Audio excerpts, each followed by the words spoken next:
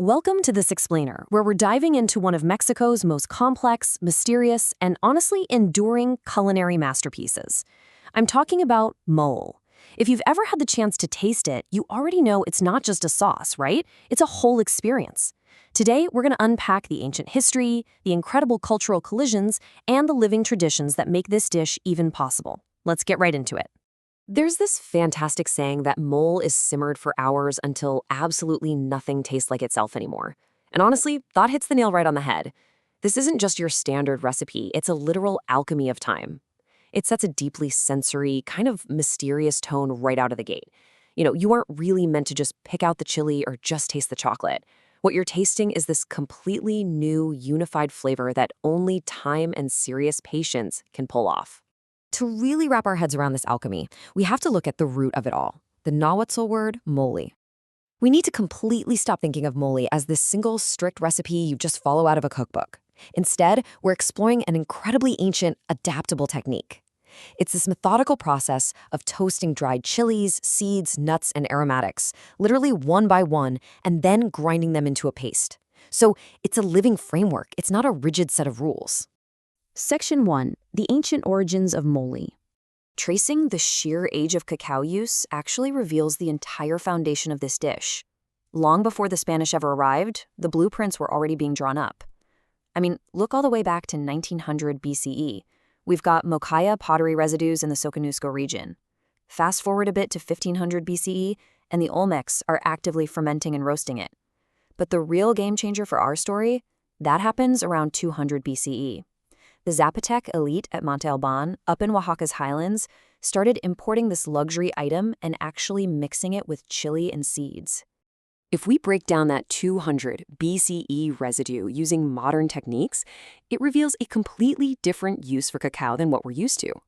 The Zapotec elite originally used it, not for those sweet, frothy drinks we might think of today, but as a bitter, super thick paste base. It acted as this bittering, thickening element, while chili peppers brought the heat and a sense of purification, and ground seeds supplied the fats. That, right there, is the ancient mole. Just imagine the intense labor required back in this era. There were no food processors, no blenders. Artisans spent hours and hours painstakingly processing these complex, highly fragrant ingredients entirely by hand. They ground the chilies and the cacao on heavy volcanic stones, which are known as matiques. It was truly an act of devotion, yielding these rich, savory pastes that were the direct precursors to the complex sauces we know today. Section 2. Meeting of Two Worlds. Now, when the Spanish arrived in the 1500s, this unprecedented culinary collision happened that absolutely altered the trajectory of mole forever. On one side of the Mate, you had deeply rooted Mesoamerican staples, right? Cacao, indigenous chilies, pumpkin seeds, and that amazing anise-scented leaf known as hoja santa.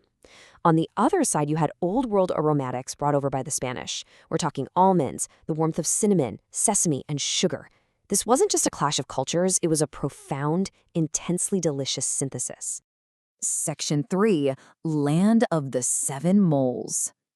This beautiful collision of worlds eventually found its absolute epicenter down in southern Mexico.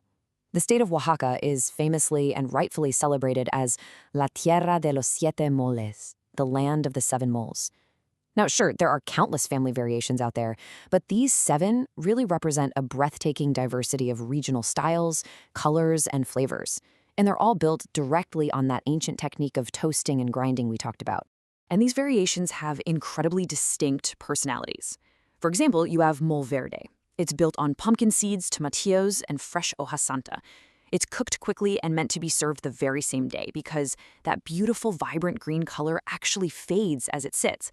But then contrast that with mole negro, which is unbelievably deep, slow-cooked, and just velvet dark. And then there's amarillo, bringing this herbaceous heat, thickened with masa and brightened up with cumin. Every single one tells a totally different story about Oaxaca's diverse geography. Section 4. The King of Moles.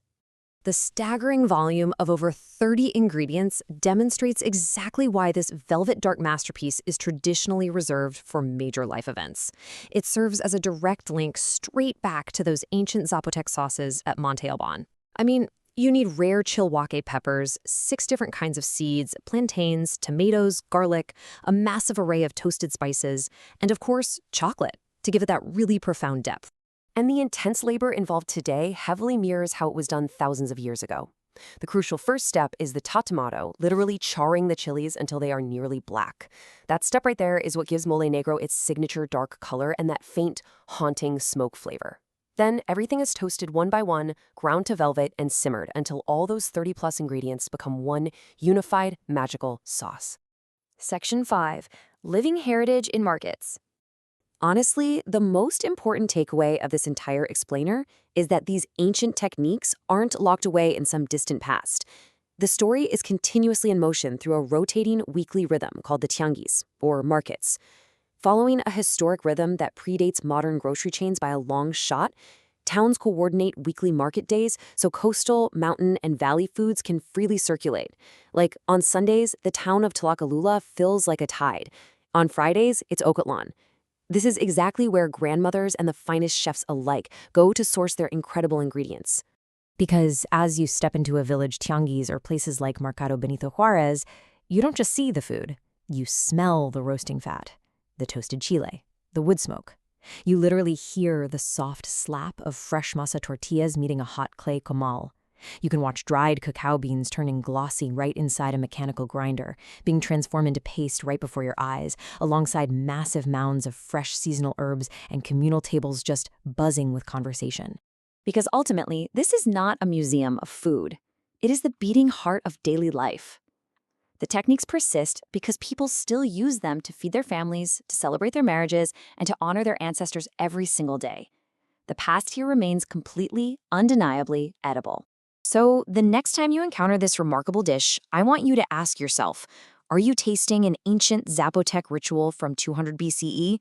Are you tasting a 16th century colonial fusion?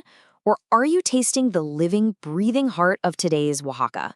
Well, the beautiful answer is you're tasting all of them at once.